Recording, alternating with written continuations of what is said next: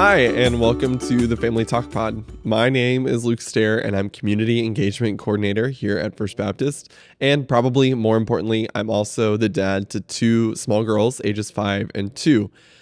And I'm by no means an expert in parenting, but my wife and I are trying to raise our girls in the Jesus way. And chances are that if you're listening to this podcast, that's something you're trying to do too. And if your household is like mine, then you know that one of the things that is key to what feels like successful parenting is routine.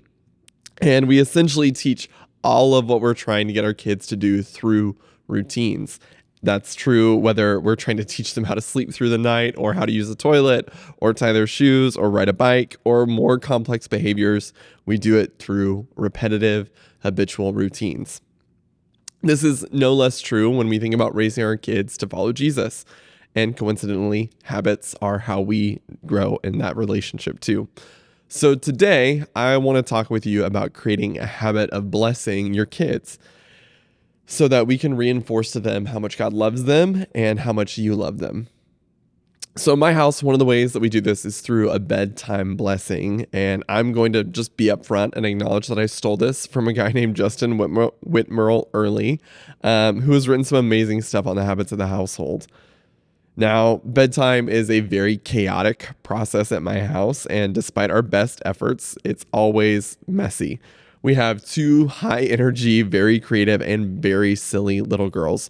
So after we've done the bath and brushed teeth and hair and put on pajamas, gotten 16 drinks of water, read a book, we try to finally get the girls into bed and to stay in bed. And typically at this point, my wife and I are worn out.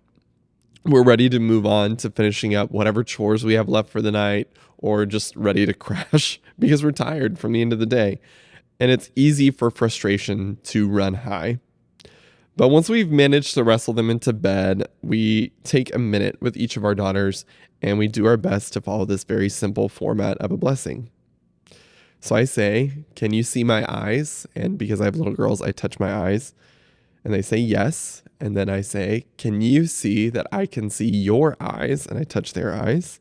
And sometimes they say yes. And then I say, "Do you know that whatever good things you do, I will always love you?" They say, "Yes." "Do you know that whatever bad things you do, I will always love you?" Again, they say, "Yes." "Do you know who else loves you like that?" "God does." And then I say, "Go to sleep thinking about that love." Sometimes this goes smoothly, and sometimes it doesn't. Sometimes my girls are into it. Sometimes they try to cut me off, and sometimes they just cover their heads up. Sometimes they hold my face and stare very deeply into my eyes when we do it. And sometimes they go off script. But regardless, we do it anyway. I love them even when they're not in the mood to play along, and I want them to know that God loves them and loves them unconditionally. And my love for them should be unconditional too. So we do it even when we're not in the mood and even when it's not perfect. And that's all okay. The point of this blessing is not to execute a perfect performance or follow a script. It's to speak about the unconditional love of God with our kids on a regular basis. And it's my hope that this message becomes a core piece of their identity and that they'll know that they are people who are deeply seen and who are fully loved regardless of what they do, and that God loves them unconditionally. And by doing this every night, I hope that it shapes their souls like waves on a beach smooth out rocks into polished stones. It's a process that takes repetition and time.